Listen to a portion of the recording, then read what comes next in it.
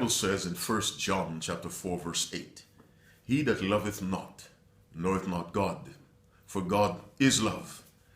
You know, the Bible also says in Exodus 34 verse 6, verse 7, the Lord is merciful, gracious, abundant in goodness and truth. It doesn't say the Lord is grace, it says he's gracious. It says he's patient. But when it comes to love, God is love, not just loving.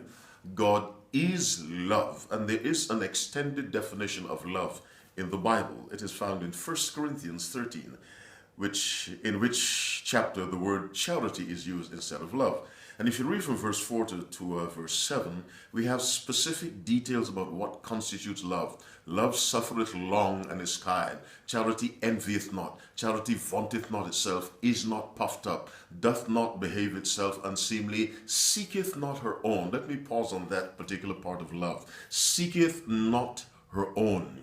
Of this statement, Ellen White writes in Desire of Ages, page 19, paragraph 2, in the light from Calvary, it will be seen that the glory shining in the face of Jesus Christ is the glory of self-sacrificing love. In the light from Calvary, it will be seen that the law of self-renouncing love is the law of life for earth and heaven. In other words, love is a quality that causes the person to renounce self, to sacrifice self. That's why most people on earth do not understand love, because the carnal nature does not provide a foundation upon which to build an understanding of love. Love is self-sacrificing above everything else.